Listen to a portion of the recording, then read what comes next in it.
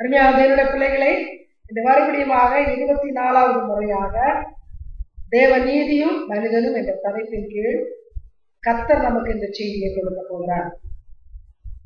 கர்த்தர் இன்றைக்கு யாரை குறித்து பேசுவார் என்று ஒருவேளை நீங்கள் கற்பனை செய்து ஜீவித்திருக்க முடியுமானால் அதை சொல்லுங்கள். ஜானதான், praise God. ஜானதான் என்று praise the Lord. இன்றைக்கு ஆண்டவர் யோனத்தானை குறித்து தான் நமக்கு பேச போகிறார். அருமையான தேவனுடைய பிள்ளைகளை, வேதத்திலே கர்த்தருடைய சித்தத்தை கேட்டு அவருக்கு பிரியமாக நடந்தவர்களும் உண்டு, அவருக்கு பிரியமில்லாமல் அவரை கோபப்படுத்தி அழிவை தேடிக்கொண்டவர்களும் உண்டு. வேதத்தில் உள்ள எல்லா பாத்திரங்களும் நல்லவர்களும் நாம் சொல்ல முடியாது. வேதம் ஒரு சரித்திர புத்தகம்.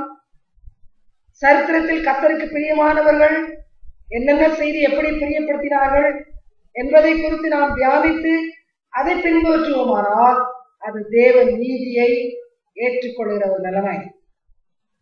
ஆனால் கர்த்தருடைய நீதியை அறியாமல் தங்கள் மனம் போன்று வாழ்ந்த மக்களுடைய வாழ்க்கையை பின்பற்றுவோமானால் தேவ நீதிக்கு விரோதமாக நாம் செயல்படுவோம்.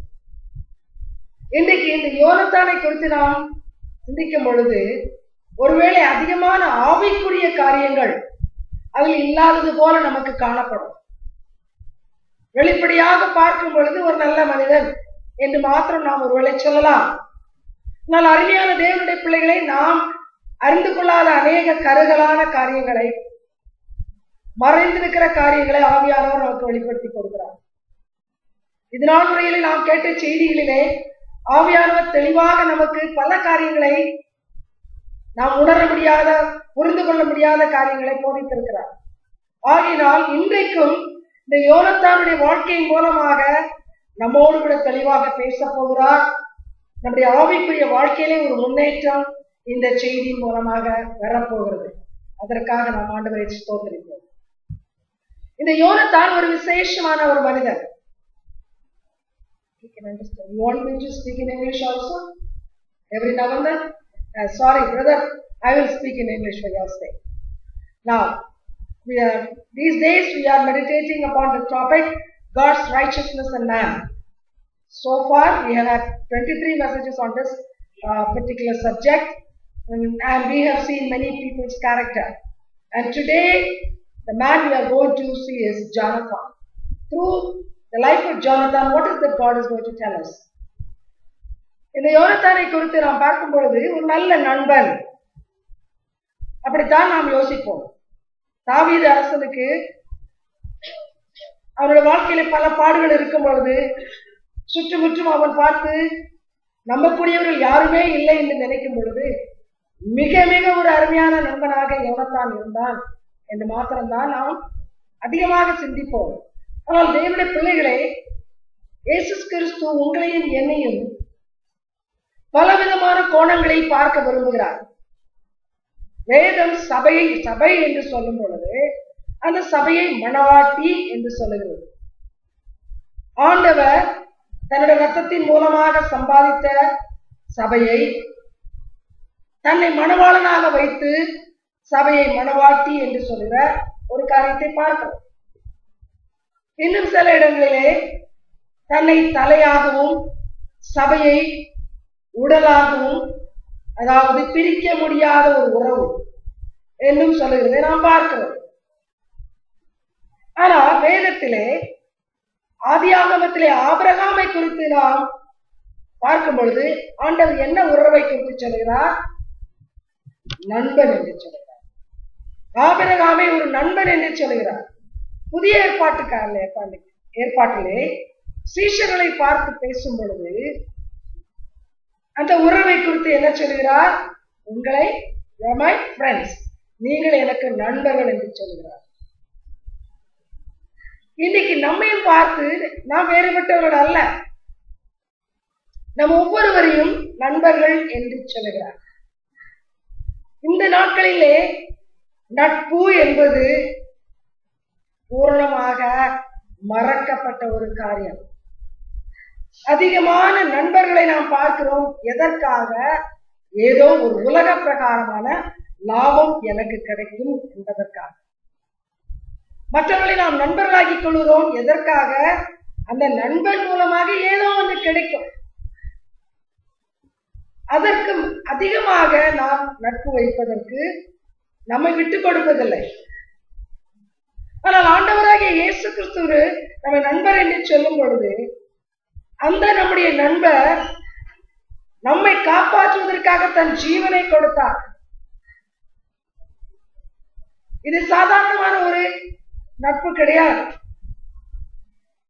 நம்மிடத்திலும் அதைத்தான் சொல்கிறார். 1 யோவான் 3ஆம் அதிகாரம் 16ஆம் வசனத்தை வாசிப்பீர்களானால், நாமும் நம்முடைய நண்பர்களுக்காக, நம்முடைய சகோதரர்களுக்காக ஜீவனை கொடுக்க வேண்டும். தேவைப்பட்டால் நம்முடைய நண்பராகிய இயேசு கிறிஸ்துவுக்காக ஜீவனை கொடுக்க வேண்டும். உண்மையான அன்பினுடைய லட்சணம் இலக்கணத்தை நாம் இந்த யோனத்தானினுடைய சரித்திரத்தின் மூலமாக புரிந்து கொள்ளலாம். இதன் மூலமாக ஆண்டவர் நம்மிடத்தில் என்ன எதிர்பார்க்கிறார்?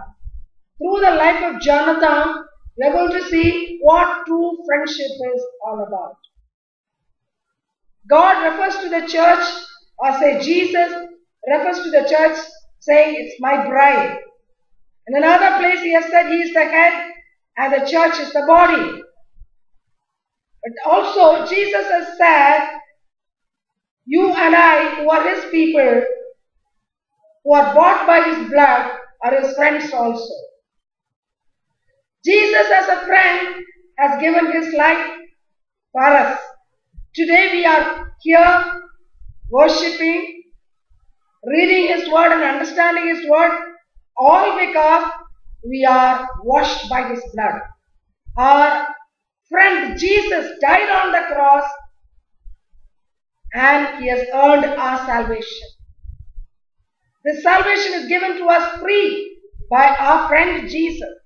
Today we are going to look at Jesus as a friend, as recorded in the Bible.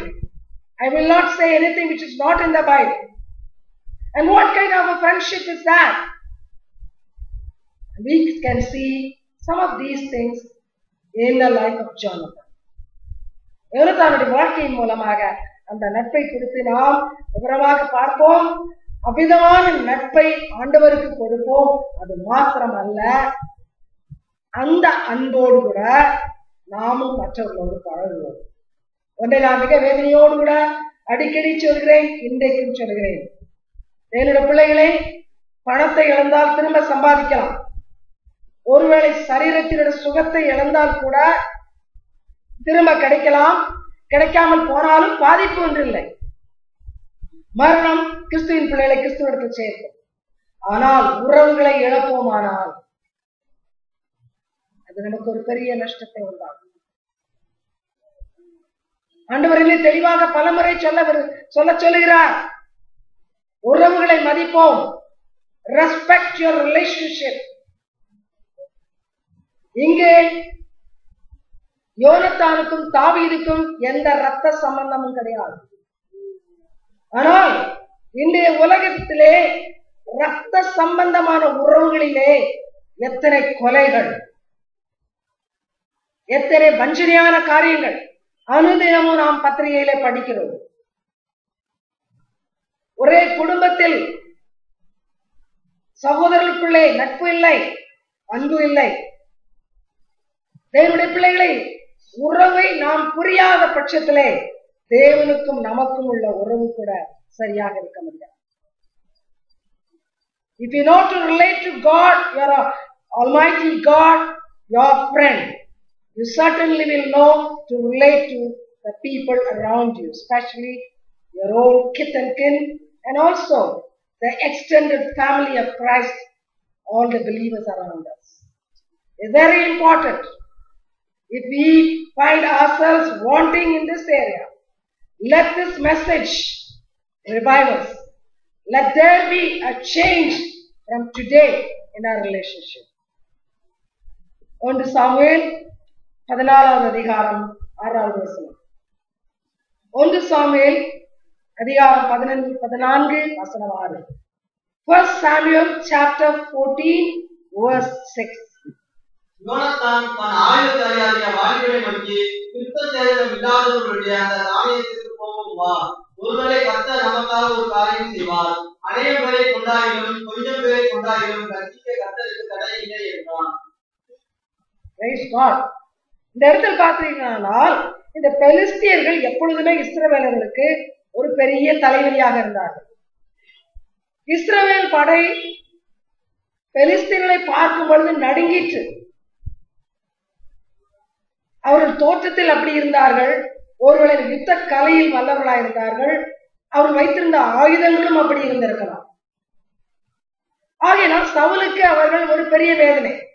ஆனால் சவுலுடைய மகனாகி யோனத்தானோ தன்னுடைய ஆயுத படைகளையும் சரீர பலத்தை நம்பாமல் என்ன சொல்லுகிறான், தன்னுடைய ஆயுததாரியை பார்த்து, அவனோடு கூட அவனுடைய ஆயுதங்களை சுமந்து வருவதற்கு ஒரு மனிதன் இருந்தான், அவனை பார்த்து சொல்கிறான், வா நாம் அந்த பாளையத்துக்கு போய் அவர்கள் எப்படி இருக்கிறார்கள் என்று பார்த்து வருவோம். பெலிஸ்தீனுடைய பாளையம் அடுத்த பக்கத்தில் இறங்கி இருக்கிறது, யுத்தத்துக்கு ஆயத்தமாக இருக்கிறது.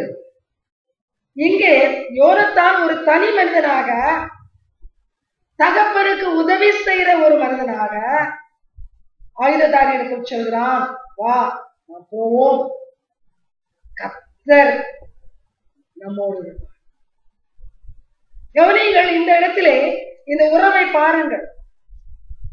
தகப்பனுக்கு உதவி செய்ய அவளோடு இருக்கிற ஒரு மகன், ஒருவேளை நேரடியாக யுத்தம் வருமானால் யுத்தத்தினுடைய கலையையும் வல்லமையையும் யுத்த வீரர்களின் எண்ணிக்கையும் பார்ப்போமானால் பெலிஸ்தரை மேற்கொள்ள முடியாது என்ற பயம் வந்துவிடும். சவுல் அப்படித்தான் பயந்து கொண்டிருக்கிறான்.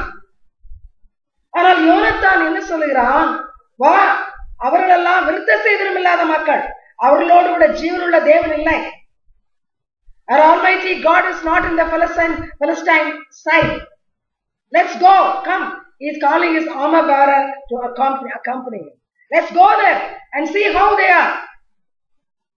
If God is with us, He certainly can defeat them. The two of us initially can go and see a great defeat there. அருமையான தேவனுடைய பிள்ளைகளே, யோனத்தான் ஒரு பக்கம் தன்னுடைய தகப்பன் மேல் வைத்திருந்த பாசத்தினால் இந்த ஒரு சாதாரண மக்கள் துணிந்து செய்யக்கூடாத ஒரு காரியத்தை செய்ய முற்படுகிறான். ஆனால் அது மாத்திரமல்ல, ஆண்டவரோடு இருந்த அவருடைய உறவை பாருங்கள். கர்த்தர் நமக்காக செய்வார். அந்த பெரிய சேனைக்கு முன்பாக நீயும் நானும் ஒன்றுமில்லை, நம்மால் எதையும் சாதிக்க முடியாது. ஆனால் நமது தேவன், இஸ்ரவேலின் தேவன், நமக்காக யாவற்றையும் செய்ய வல்லவராக இருக்கிறார். இப்படிப்பட்ட ஒரு ஸ்டேட்மெண்ட் அவன் சொல்ல வேண்டுமானால் அவனுடைய உறவு தேவனோடு நல்ல உறவாக இருந்தது. Now listen to this. His relationship with his father was perfect. He loved his father. He honored his father. He wanted to be a great help to the father. At the same time, his relationship with God Almighty was also perfect. That is why he says, God Almighty will help us because we are His children. Israel is the chosen race. Therefore, He will help us. தேவனுடைய பிள்ளைகளை இந்த நம்பிக்கையோடு கூட அவன் அந்த ஆயுததாரியா அழைத்துக் கொண்டு செல்கிறான். நம்மில் அநேகருக்கு இந்த அசாதாரணமான துணிச்சல் இருக்காது. ஏன் இருக்காது என்றால், நம்முடைய நம்பிக்கை அநேக நேரத்திலே, ஆண்டவரோடு கூட நாம் வைத்திருக்கிற உறவு அநேக நேரத்திலே பூரணப்பட்டதாக இல்லை.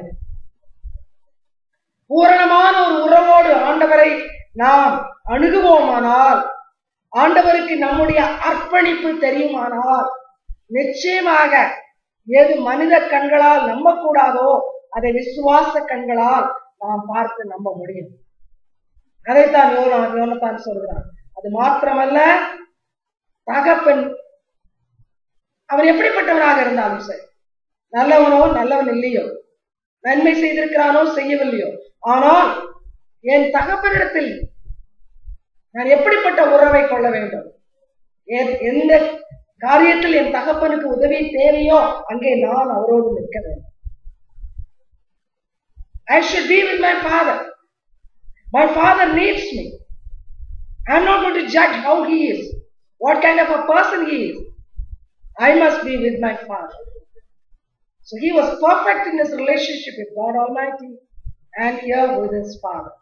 What is the result? We'll see that. 1 Samuel chapter 14 verse 15. 1 Samuel 14வது அதிகாரம் 15வது வசனம். 1 சாமுவேல் 14:15. அப்பொழுது பாளையத்திலும் வெளியிலும் சகல ஜனங்களிலும் பயங்கரம் உண்டாய் தானாயும் இருந்தவர்களும் கொள்ளையிடப்போன தண்ணீர்களோடு கூட திகிலடைந்தார்கள்.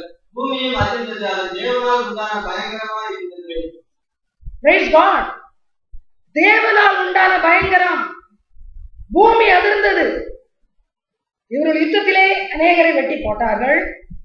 ஆனால் அவர்களால் எல்லாவற்றையும் செய்ய முடியாது.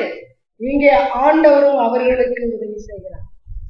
கர்த்தர் இறங்கி வந்து விட்டார். Not Jonathan honored God.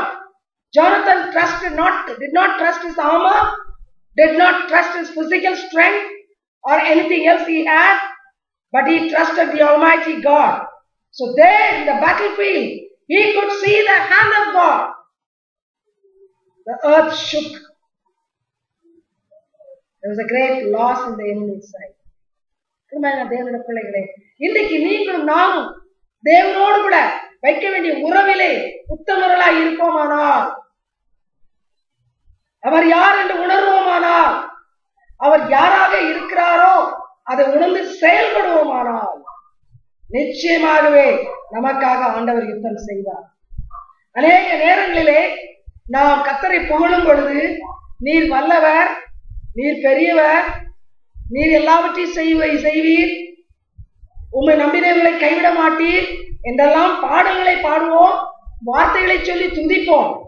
ஆனால் உண்மையான வாழ்க்கையிலோ அவையெல்லாம் வெறும் வார்த்தைகளாகத்தான் போய்விடும். When it comes to reality, our confession saying that you are a great God, you are a mighty God, you will help us and when we need your help, and all these things are vain statements, meaningless statements. But look at Jonathan. He trusted God. அவன் தனியாக போனான், தன்னை நம்பி இல்லை. ஆண்டவருக்கு ஒரு பெயர் உண்டு வேதத்திலே, அவர் சேனைகளின் கர்த்தர். ஆண்டவரை நம்பினால் கர்த்தரும் அவருடைய சேனைகளும் நம் பட்சத்தில் யுத்தம் செய்வார்கள். அதை ஆண்டவர் நிரூபித்தார். அருமையான தேவனுடைய பிள்ளைகளை, கர்த்தர் இன்றைக்கு நம்மிடத்தில் எதிர்பார்ப்பது என்ன? வெறும் வார்த்தைகளால் என்னை துதிக்காதே, வெறும் வார்த்தைகளால் பல காரியத்தை என்னை குறித்து நீ சொல்லி முடித்து விடாதே. வாழ்க்கை நிஜமான சந்தர்ப்பங்கள் வரும் பொழுது, காரியங்கள் மிக கஷ்டமானவை, என்னால் சமாளிக்க முடியாது என்று தோன்றும் பொழுது நீ அறிக்கையிட்ட வார்த்தைகளை உன் வாழ்க்கையில் அபியாசப்படும். பெரியவர் என்று சொன்னால் நான் பெரியவர் என்பதை பார், நான் உதவி செய்ய வல்லவர் என்று நீ வார்த்தையில் சொல்லுவாயானால் உதவி செய்வேன், செய்ய முடியும் என்ற என்னுடைய வல்லமையை நீ பார். இந்த வசனத்தின் ஆதாரத்தில் நாம் நம்மை சோதித்து பார்ப்போமானால் அநேக வேளைகளிலே சொல்லுகிறமே தவிர சொல்லுகிறதின் பேரில் விசுவாசம் வைத்து செயல்படுவதில்லை. தேவனுடைய பிள்ளை யோனத்தான் இன்றைக்கு நம்மோடு கூட பேசிக் கொண்டிருக்கிறான். மரித்து பல ஆண்டுகளாக ஒருவேளை வேதத்திலே வேறு எந்த இடத்திலும் யோனத்தானை குறித்து புகழப்படாத ஒரு சாதாரண மனிதன். But a very ordinary man has an extraordinary faith. His activities are extraordinary for all of us to today to learn and make a lesson from them. ஆகையால் தேவனுடைய பிள்ளைகளை, நீங்களும் நானும் ஆண்டவரை எப்படி சொல்லி துதிக்கிறோமோ அதே ஒரு கேரக்டரை ஆண்டவரிடத்தில் பார்க்கிறோம்.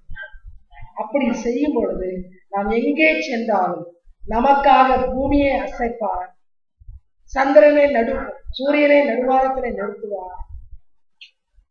திடீரென்று மழை பெய்ய வேண்டும் என்று சொன்னால் இடி முழக்கத்தோடு மழை பெய்யும். சாமுவேலுடைய வாழ்க்கையில் அதை பார்க்கலாம்.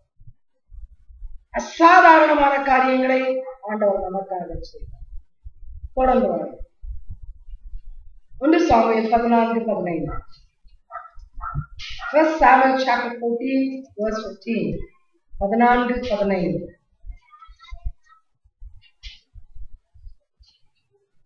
அப்பொழுது பாளையத்திலும் வெளியிலும் சகல ஜனங்களிலும் பயங்கரம் உண்டாய் தானே விழுந்தவர்களும் கொலையிடப்போன தண்ணீர்களும் கூட கீழடைந்தார்கள்.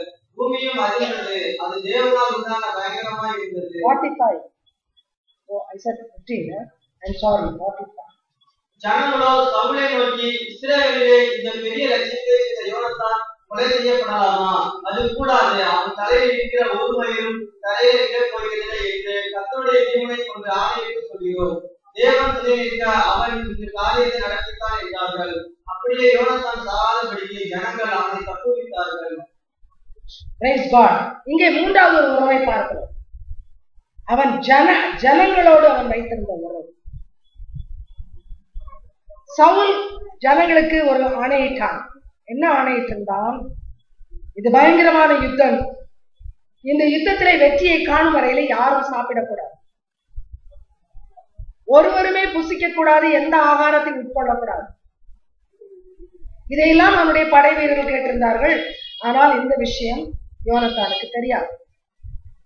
இந்த படை யுத்தத்துக்கு புறப்படுவதற்கு முன்னாலே யோனத்தான் புறப்பட்டு விட்டான் ஆயுததாரியோடு.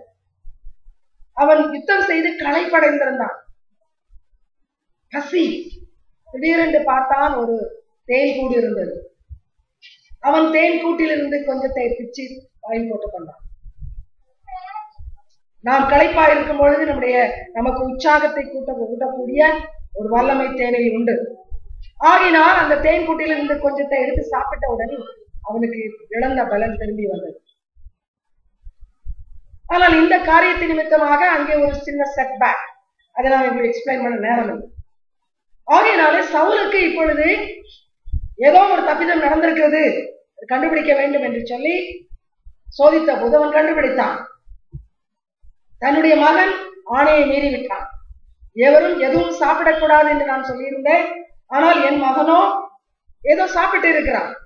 மகனானாலும் சரி, நான் சொன்ன ஆணை அவனுக்கும் பொருந்தும். அவன் இப்பொழுது சாக வேண்டும், அவனை கொல்ல வேண்டும் என்று சவுல் ராஜா சொல்லுகிறார். இங்கே தகப்பன் மாத்திரமல்ல, யோனத்தானுக்கு ராஜாவும் கூட. சவுல் ராஜாவினுடைய கட்டளைக்கு எந்த பிரஜையும் கீழ்ப்படியவர். இந்த நேரத்திலே ஜனங்கள் அனைவரும் ஒன்று கூடிக்கொண்டார். யோனத்தானே இந்த ஜனங்கள் யாவருக்கும் பிடிக்கும். ஜனங்கள் சொல்லுகிறார்கள், தைரியமாக யுத்தத்தை நடப்பித்தவன் அவன். இன்றைக்கு பெலிஸ்தியர்களுக்கு நமக்கு ஒரு விடுதலை கிடைத்திருக்குமானால், ஒரு வெற்றி கிடைத்திருக்குமானால், அதற்கு காரணமானவன் இந்த யோனத்தான்.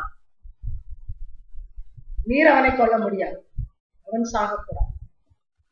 கவனியுங்கள், இப்பொழுது இவர்களுக்கு தங்களுடைய வல்லமை தெரிந்தது. இவர்கள் யாவரும் சேர்ந்து சவுலை எதிர்த்தால் சவுலால் ஒன்று செய்ய முடியாது. ஆகினால் அனைவரும் ஒன்று சேர்ந்து யோனத்தானுக்காக பேசுகிறார்கள். யோனத்தான் சாகவே கூடாது.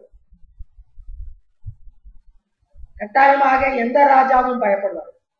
அனைத்து சேனையும் அவனுக்கு எதிராக வந்தால் எந்த ராஜாவால் என்ன செய்ய முடியும்? ஒன்று செய்ய முடியாது. ஆகினால் யோனத்தானுடைய உயிர் பிழைத்தது. அவன் கொல்லப்படவில்லை.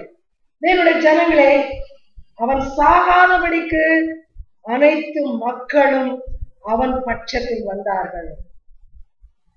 ராஜாவுடைய மகன் செத்தால் நமக்கு என்ன, நமக்கொண்டு நஷ்டம் இல்லையே என்று ஜனங்களால் நினைக்க முடியவில்லை. ஏனென்றால் ஜனங்களுடைய இருதயத்துக்கு அவன் அவ்வளவு பிரியமானவராயிருந்தான்.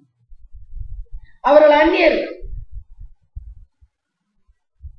எந்த ராஜாவோடு கூட பொது ஜனங்கள் நெருங்கிய உறவை வைத்து பழக முடியாது. அதனால் பின்னாலே ஏதோ லாபம் கிடைக்கும் என்று கூட இவர்கள் யோசித்திருக்க முடியாது. ஆனால் யோனத்தானுடைய குணம், so friendly he was, such a good man he was, that he befriended even the people of Israel were on his side.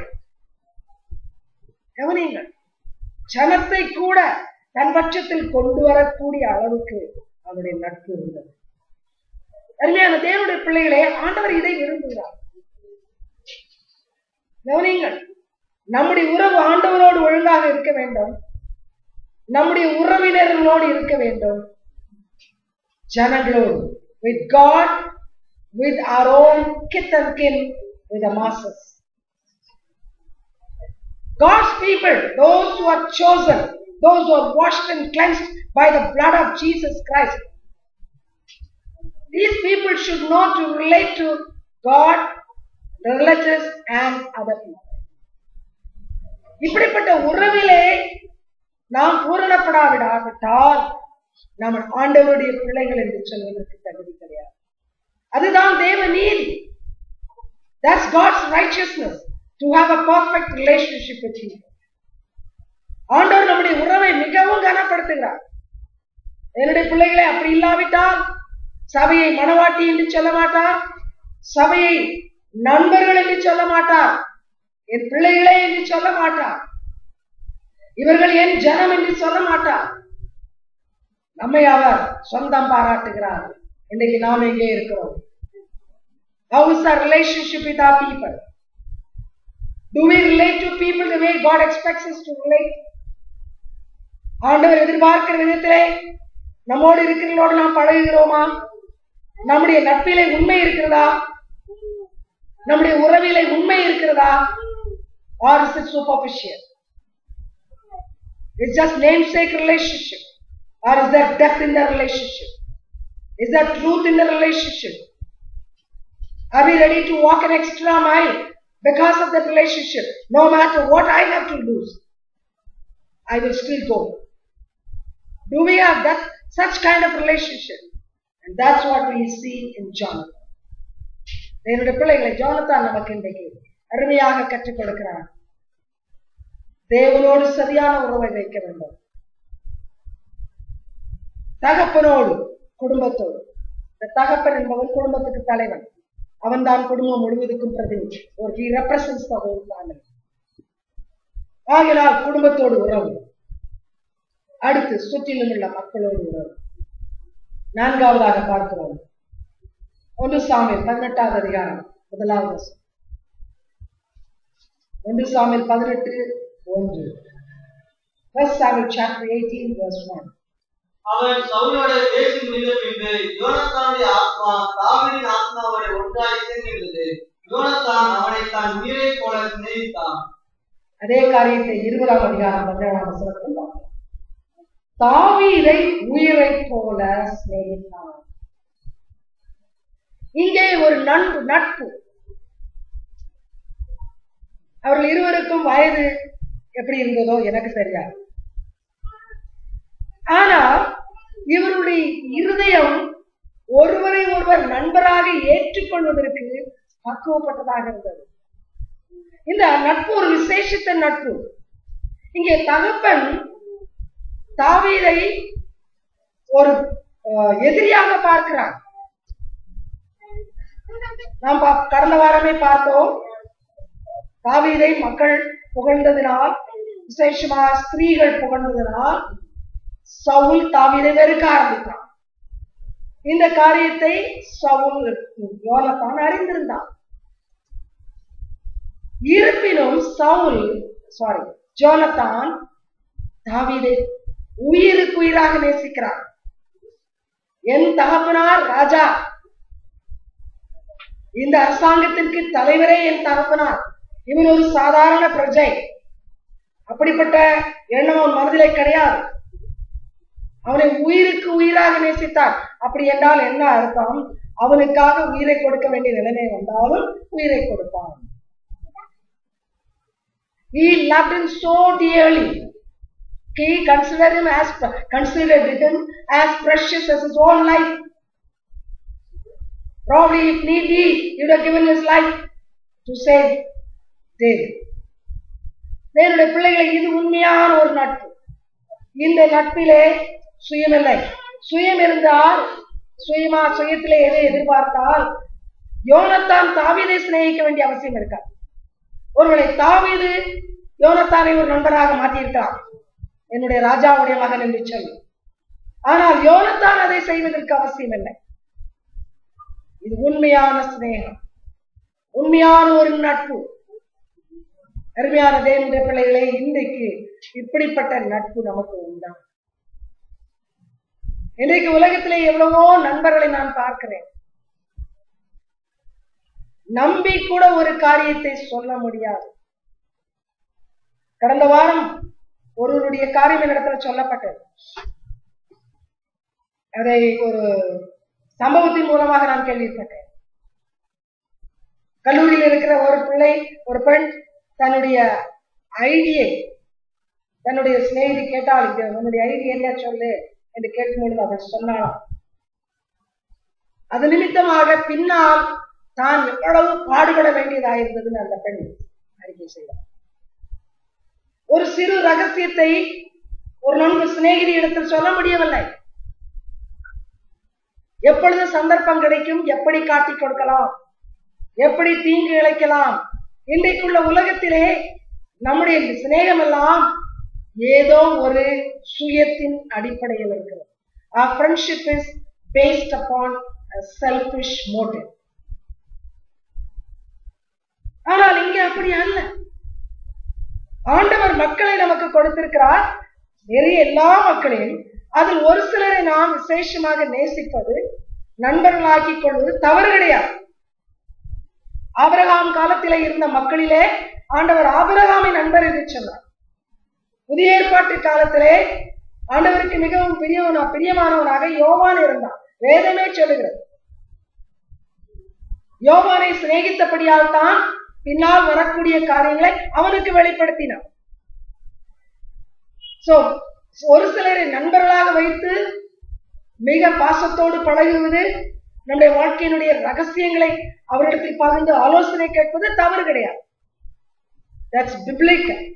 It's accepted by God himself. But how true are we to our friends? கிறிஸ்தவர்களாக இருக்கும் பொழுது விசேஷமாக ஒருவரை கிறிஸ்துவுக்கு வெளியே உணர்த்து வைப்பதற்கு பரிசுத்த ஆவியானவர் இல்லாமல் இருப்பதனால் மக்கள் வித்தியாசமா இருக்கலாம். ஆனால் கிறிஸ்துவால், அவருடைய ரத்தத்தினால் மாற்றப்பட்ட நீங்களும் நானும் எப்படி இருக்கிறோம்?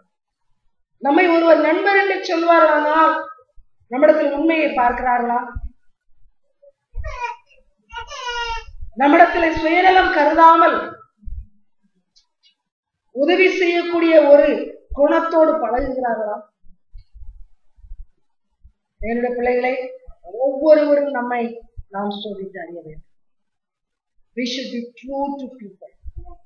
Our friendship should be based upon truth. It is a relationship, God-given relationship. Nothing should affect that. நம்முடைய உறவுகளை, நம்மை சுற்றிலும் நடக்கிற காரியங்கள் உடைக்கக்கூடாது.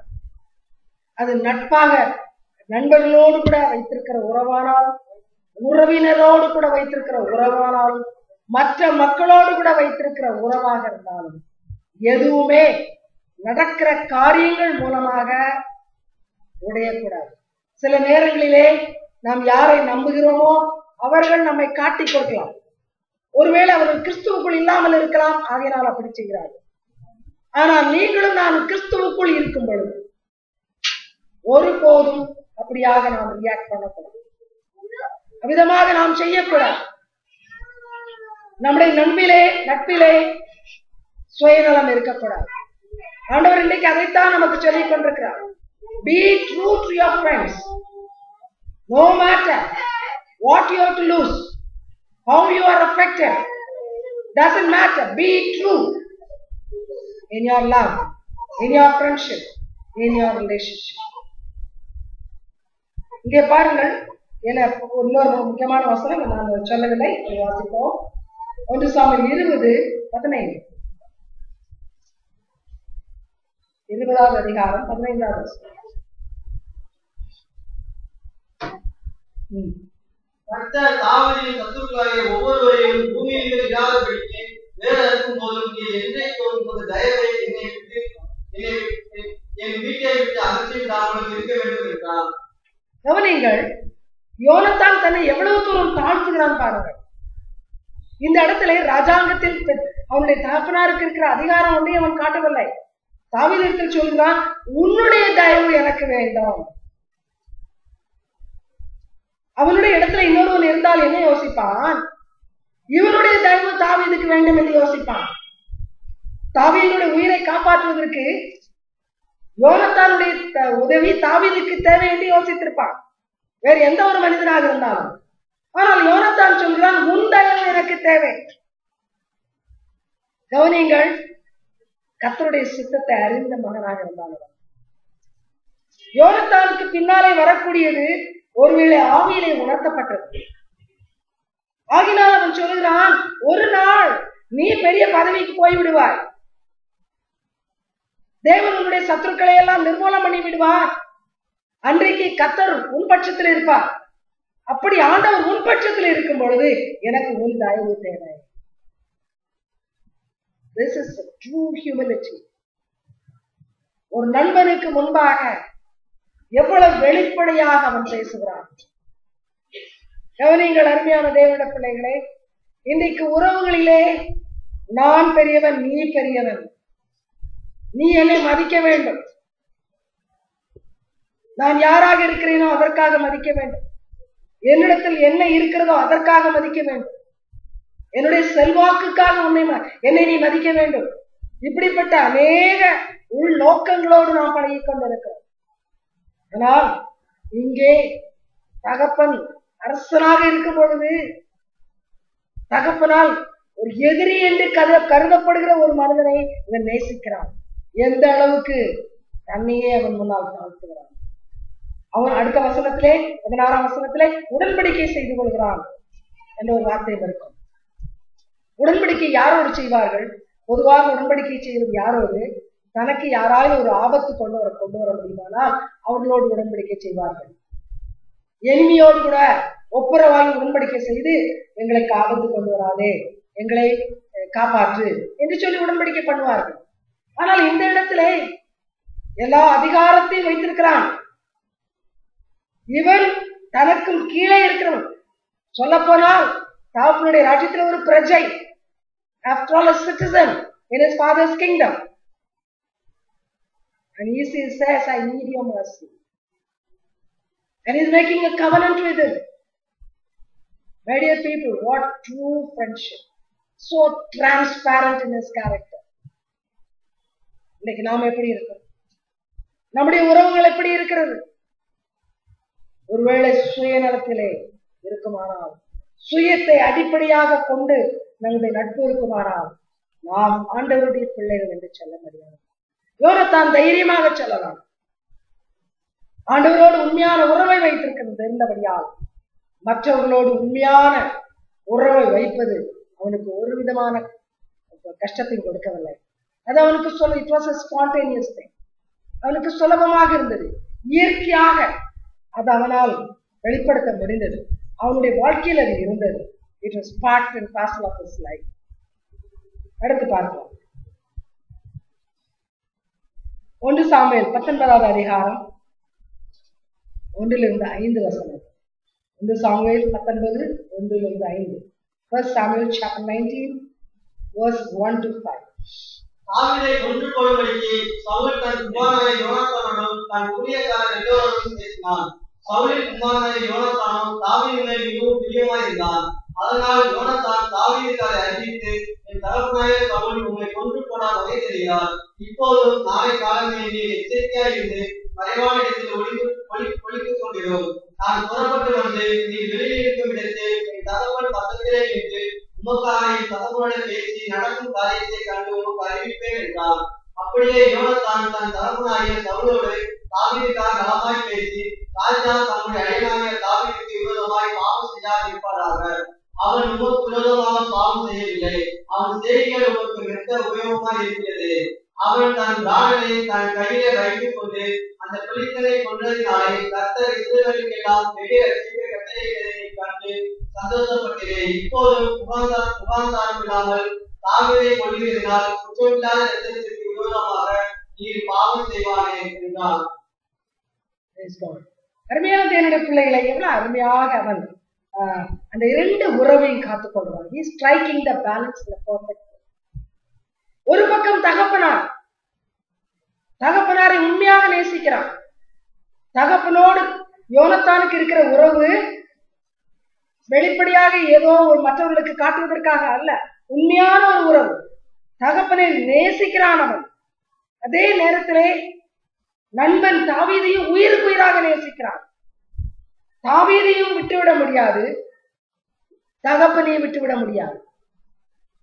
எவ்வளவு அருமையாக போய் தாவீதை எச்சரிக்கிறான். என் தகப்பன் பலவிதமான சூழ்ச்சிகளை செய்து உன்னை கொண்டு போட பார்க்கிறான், ஆகினால் நீ உன் உயிரை காப்பாற்றிக்கொள். கவனியுங்கள், அவங்க 2 பேருக்கு நடுவிலே விரோதத்தை உண்டாக்கவில்லை, பகையை உண்டாக்கவில்லை. ஆனால் என்ன சொல்கிறான்? எப்படியாயிலும் உன் உயிரை காப்பாற்றிக்கொள். அடுத்த பக்கத்திலே தன் தகப்பனாரிடத்தில் வந்து அவருக்கும் நன்மை செய்கிறவனாக அந்த தாவீதை நீர் ஏன் பகைக்க வேண்டும்? உமக்கு அவன் எவ்வளவு உதவி செய்திருக்கிறான். தன் உயிரையும் பாராமல் உமக்காக அவன் யுத்தம் செய்தானே, அவனை நீர் ஏன் பகைக்க வேண்டும்? அவனை நீர் ஏன் வெறுக்க வேண்டும்? இந்த வார்த்தைகளை கேட்டு நிச்சயமாக அந்த நேரத்திலே சவுலுடைய குணத்திலே ஒரு ஸ்டெடினஸ் கிடையாது. அவன் ததும்புகிறவனாக இருந்தான், நிமிஷத்துக்கு நிமிஷம் மாறுகிறவனாக இருந்தான். ஆனால் இந்த நேரத்திலே மகன் அவனுக்கு ஆலோசனை சொல்லும் பொழுது அந்த ஆலோசனையை எடுத்துக்கொண்டான். கவனியுங்கள், இப்படிப்பட்ட உறவு இன்றைக்கு நமக்கு உண்டா? நாம் என்ன செய்வோம்? ஒருவர் பட்சத்தில் போவதற்காக அடுத்தவரை பகைப்போம். சாதாரணமாக நாம் அப்படித்தான் செய்து கொண்டிருக்கிறோம். ஆனால் இந்த அருமையான மகன் யோனத்தான் நமக்கு கற்றுக் கொடுக்கிறான். இவன் ஒரு தேவனுடைய பிள்ளை, இவன் தேவ நீதியை அறிந்திருந்தவன். ஆகினால் நண்பருக்காக தகப்பனை பகைக்க மாட்டேன், தகப்பனுக்கு உதவி செய்வதற்காக நண்பரை உதாசீனமும் செய்ய மாட்டேன். எனக்கு இருவரும் வேண்டும். I want my father, I want my friend. I want the well-being of both of them. மிக அருமையாக தேவ ஞானத்தை கொண்டு இந்த காரியத்தை செய்கிறான். அருமையான தேவனுடைய பிள்ளைகளை இதைத்தான் ஆண்டவர் நம்மோடு கூட சொல்லிக் கொண்டிருக்கிறார். ஒருவரை சிநேகித்து இன்னொருவரை பகைக்கப்படும். ஒருவருடைய உதவி நமக்கு தேவை என்பதனால் இன்னொருவரை உதாசீனப்படுத்தக்கூடாது. இந்த பூமியில இருக்கிற எல்லா மக்களும் ஒரே மாதிரி இருக்க மாட்டார்கள். ஒரு சிலர் அன்பை வெளிப்படையாக காண்பிப்பவர்களா இருக்கலாம், ஒரு சிலர் அன்பை காட்ட தெரியாதவர்களா இருக்கலாம், ஒரு சிலர் நம்மளை நேரடியாக பகைக்கிறவர்களாக கூட இருக்கலாம். ஆனால் வேதத்திலே யோனத்தானை போல ஆண்டவர் மக்களை வைத்திருக்கிறார். உன்னுடைய எதிரியையும் நீ நேசிப்பாயாக, உனக்கு நன்மை செய்யாதவனையும் நேசிப்பாயாக, உன்னோடு இருக்கிற அனைவருக்கும் நன்மை செய். அதிலே உண்மையான சிநேகம் இருக்கட்டும், உண்மையான பாசம் இருக்கட்டும் என்று ஆண்டவர் நமக்கு கற்றுக் கொடுக்கிறார். அதனால் அருமையான தேவனுடைய பிள்ளைகளை, நாம் கிறிஸ்துவனுடைய பிள்ளைகளாக இருப்போமானால், இயேசு சுவாமி ரத்தத்தினால் கழுவப்பட்டு அவருடைய பரிசுத்த ஆவியின் நிறைவிலே செயல்பட்டு கொண்டிருப்போமானால், இந்த யோனத்தானை போல நாமும் நம்மோடு இருக்கிற அனைவரையும் நேசிக்க வேண்டும். 2 பேருக்கு நடுவிலே ஒரு பகை இருக்குமானால் அந்த பகையை மாற்றுவதற்கு தேவ ஞானத்தை கொண்டு அவர்களோடு கூட பட்சமாக பேசி அவர்களுக்குள் ஒரு நல்ல உறவை நாம் ஏற்படுத்த வேண்டும். இந்த இடத்துல தகப்பனுக்கும் தாவீதுக்கும் நடுவிலே உள்ள உறவை எப்படியாயும் சரி செய்து விட வேண்டும். அவர்கள் ஒருவரை ஒருவர் பகைக்க கூடாது என்பதற்காக இவ்வளவோ பிரயாசப்படுகிறான் யோனத்தான். அவர்களை ஒன்று சேர்த்து வைக்க தன்னால் ஏன்ற எல்லாவற்றையும் நாம் செய்கிறான். அப்படியாக இன்றைக்கு நாமும் கூட எந்த இடத்தில் பகை இருக்கிறதோ அந்த பகையை அதிகப்படுத்தி உறவுகளை பிரிக்க கூடாது. உறவுகளை ஒருபோதும் பிரிக்க கூடாது. யாராயிலும் 2 பேர் ஒருவரை ஒருவர் பகைக்கக்கூடிய நிலையில் இருப்பார்களானால் நாம் கிறிஸ்துவனுடைய பிள்ளைகளாக எவ்வளவு முடியுமோ அந்த பகையை சரி செய்ய வேண்டும். புதிய ஏற்பாட்டிலே எபேசியர் நிருபத்தை படிப்பீர்களானால் யூதர்களுக்கும் புறஜாதியர்களுக்கும் நடுவிலே பகை. யூதர்கள் புறஜாதியாரை ஏற்றுக்கொள்வதில்லை, அவர்களோடு கலக்கக்கூடாது என்று ஆண்டவர் சொல்லி இருந்தாரே தவிர அவர்களை நேசிக்க கூடாது என்று வேதம் சொல்லவில்லை. ஆனால் புறஜாதிகளை பகைத்தார்கள். ஒரு பகை இருந்தது, ஒரு விரோதம் இருந்தது. யூதர்கள் சமாரியர்களை கண்டால் அவர்களை ஏற்றுக்கொள்ள மாட்டார்கள். அப்படியான ஒரு பகை இருந்தது. ஆனால் சிலுவையிலே பகையை கொண்டார் என்று வேதம் சொல்லுது. இயேசு சிலுவையில் சென்று தன் ரத்தத்தை சிந்தினபடியால் இன்றைக்கு யூதன் என்றும் கிடையாது, புறஜாதி என்றும் கிடையாது. நாம் யாவரும் கிறிஸ்துவுக்கு முன்பாக சமமானவர்கள். இருந்த பகையை சிலுவையினால் கொண்டார், தன்னுடைய தியாகத்தினால் அதை மாற்றினார். இன்றைக்கு அனைவரும் கிறிஸ்தவர்களுக்குள் ஜாதி கிடையாது. இன்றைக்கும் கிறிஸ்தவர்களா மாறின பிற்பாடு ஜாதி பார்த்து திருமணம் செய்வீர்களானால், ஜாதி பாகுபாடு பார்த்து ஏதாவது நன்மை செய்வீர்களானால், தீமை செய்வீர்களானால் நீங்கள் கிறிஸ்தவர்கள் கிடையாது. தெளிவாக உங்களுக்கு சொல்கிறேன், கிறிஸ்தவன் ஜாதி பார்க்க கூடாது. கிறிஸ்துவுக்குள் அனைவரும் சமம். அதைத்தான் சிலுவை நமக்கு போதிக்கிறது. தாழ்ந்த ஜாதியும் கிடையாது, உயர்ந்த ஜாதியும் கிடையாது. அனைவரும் கிறிஸ்துவின் ரத்தம் ரத்தத்தினால் கழுவப்பட்டவர்கள். There's something common, blood of Jesus. ஒரு குடும்பத்திலே ரத்த சம்பந்தம் இருக்கிறது. விசுவாசிகளுக்குள்ளே கிறிஸ்துவின் ரத்தத்தின் சம்பந்தம் இருக்கிறது. So the blood of Christ makes us all one. Therefore there is no division, no higher caste or lower caste. தெளிவாக தெரிந்து கொள்வோம். இன்றைக்கு ஆண்டவர் யோனத்தான் மூலமாக நமக்கு கற்றுக் கொடுக்கிற பெரிய ஒரு பாடம், பகையை, எங்கே பகை இருக்கிறதோ அந்த பகையை நமது அன்பினால், நம்முடைய பட்சத்தினால், பாசத்தினால் மாற்றிவிட வேண்டும். நம்மால் எவ்வளவு முடியுமோ அவ்வளவு அதிகமாக செயல்பட்டு குடும்பங்களை இணைக்க வேண்டும். குடும்பங்களுக்காக செபிக்க வேண்டும். ஏதாயிலும் ஒரு தியாகம் செய்ய வேண்டுமானால் அதையும் செய்வதற்கு நாம் ஆயத்தமாயிருக்க வேண்டும். எக்காரணத்தை கொண்டும் கிறிஸ்தவர்களாகிய நீங்களும் நானும் யாருக்கும் மத்தியிலே பகையை உண்டாக்கவே கூடாது. அதை வேதம் வெறுக்கிறது. அதை ஆண்டவர் ஒருபோது ஏற்றுக்கொள்ள மாட்டார். அப்படிப்பட்ட காரியங்களை நாம் செய்வோமானால் பரலோகத்தில் நமக்கு இடமும் கிடையாது. தொடர்ந்து வாருங்கள். 1 சாமுவேல் 20வது அதிகாரம் 32 34 வரை. 1 Samuel 20 32 34. 1 Samuel chapter 20 verses 32, 33 and 34. யோனத்தான் தன் தகப்பனாகிய சவுலுக்கு பிரதியுத்தரமாக, அவன் ஏன் கொல்லப்பட வேண்டும், அவன் என்ன செய்தான் என்றான். அப்பொழுது சவுல் அவனை சுற்றிப் போட அவன் மேல் ஈட்டியே இருந்தான். ஆகையால் தாவீதை கொன்று போட தன் தகப்பன் தீர்மானித்திருக்கிறான் என்பதை யோனத்தான் அறிந்து கொண்டு கோபதாபமாய் பந்தியை விட்டு எழுந்து போய் அமாவாசையின் மறுநாளாகிய அன்றைய தினம் போஜனம் பண்ணாதிருந்தான். தன் தகப்பன் தாவீதை எதிர்த்து சொன்னது அவனுக்கு மனநோவாய் இருந்தது. கவனியுங்கள், இங்கே அந்த தகப்பனுக்கும் இந்த மகனுக்குள்ள வித்தியாசத்தை பாருங்கள். தகப்பன் தாவீதை மகன் நேசித்தபடியால் மகனை கூட இழக்க தயாராக இருக்கிறான். மகனை குத்தி போட பார்க்கிறான். எந்த மகன் இவனுக்காக உழைக்கிறானோ, எந்த மகன் இவனுக்காக எல்லாவற்றையும் செய்ய ஆயத்தமா இருக்கிறானோ, அந்த மகனை தாவீதின் மேல் உள்ள பகையினால், விரோதத்தினால் கொன்றுவிடக்கூட பிரயாசப்படுவார். ஆனால் கடைசியில் நாம் பார்க்கும் வித்தியாசமான காரியங்களை பார்க்கிறோம். யோனத்தானுக்கு இப்படிப்பட்ட ஒரு வெறுப்பு கிடையாது. அவன் அதற்கு அப்பாற்பட்டவன். தாவீதை தகப்பன் நிந்தித்தது அவனுக்கு மன வேதனையாக இருந்தது. எவ்வளவு அருமையான ஒரு நட்பு பார்த்தீர்களா?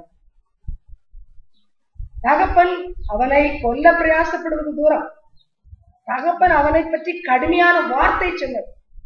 அந்த ஈசாயின் மகனோடு கூட நீ நட்பு கொள்வாயானால், அந்த ஈசாயின் மகன் பின்னாலே ஓடுவாயானால் உனக்கு சிங்காசனம் நிலைக்காது, நீ ராஜாவாக மாற முடியாது, அவன் உனக்கு எதிரியாக ராஜாவாக மாறிவிடுவான். இப்படியெல்லாம் அவனோட உள்ளத்திலே விரோதத்தை, பகையை உருவாக்குவதற்காக தகப்பன் வார்த்தைகளை சொல்கிறான். இப்படியெல்லாம் சொன்னாலாவது யோனத்தான் தாவீதை பாக்கிக்க மாட்டானா, வெறுக்க மாட்டானா என்று பிரயாசப்படுகிறான். ஆனால் அப்படிப்பட்ட பேசுகிற வார்த்தைகள் யோனத்தானுக்கு வேதனை கொண்டு வருகிறது. என்னுடைய நண்பன், அவனை நான் உயிராக நேசிக்கிறேன், அவனை குறித்து என் தகப்பன் இப்படி சொல்லக்கூடாது, என் நண்பனை என் தகப்பன் நிந்திக்க கூடாது.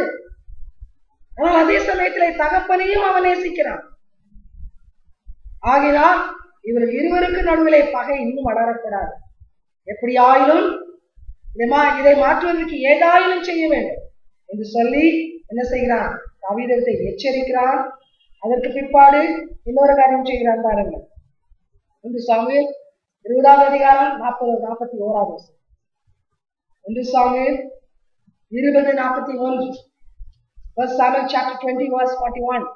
பிள்ளையால் நான் போன பின்பு தாவீது தென்புறமான இடத்திலிருந்து எழுந்து வந்து தரையிலே முகங்குப்புற விழுந்து 3 விசை வணங்கினான். அவர்கள் ஒருவரை ஒருவர் முத்தம் செய்து அழுதார்கள். தாவீது மிகவும் அழுதான்.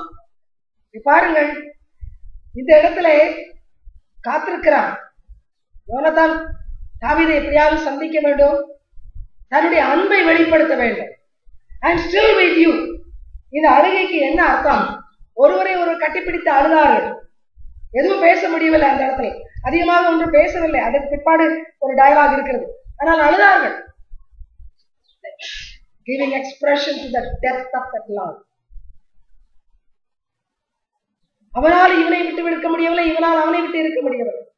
ஆனால் இருவருடைய நட்புக்கு நடுவிலே ஒரு பிளவை உண்டாக்குவதற்கு அந்த தகப்பன் சவுல் இருக்கிறான். ஆகினாலே வெளிப்படையாக வார்த்தையினால் சொல்லாமல் உணர்வினால் சொல்கிறான். Whatever happens, I love you. My love for you will last as long as my life remains in my body. என்னுடைய உள்ளத்தில், என்னுடைய சரீரத்திலே, என்னுடைய பிராணம் இருக்க வரையிலே என்னுடைய அன்பு மாறாது. உன்னை நான் உண்மையாக நேசிக்கிறேன் தாவீதே, நீ பயப்படாது. தாவீது அழுகிறான். எப்படியானாலும் ஒரு நாள் நான் உன்னுடைய தகப்பன் கையினாலே சாக போகிறேன், என் உயிர் போக போகிறது, நட்புக்கு முடிவு வரப்போகிறது. அவனுடைய உள்ள துக்கத்தினால் வேதனைப்படுகிறது. அவனுடைய துக்கம் இவனை துக்கப்படுத்துகிறது. This is true friendship. உண்மையான நேசம், பாசம் இருக்குமானால் நண்பனுடைய துக்கம் அடுத்த நண்பனை என்ன செய்யும்? That moves the heart, that brings tears to the eyes.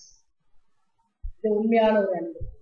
என்னுடைய பிள்ளைகளை இப்படிப்பட்ட ஒரு சிநேகத்தோடு இன்றைக்கு நம்முடைய சிநேகிதான் ஆகி இயேசுவை நாம் நேசிக்கிறோம். He is our friend. He is a true friend.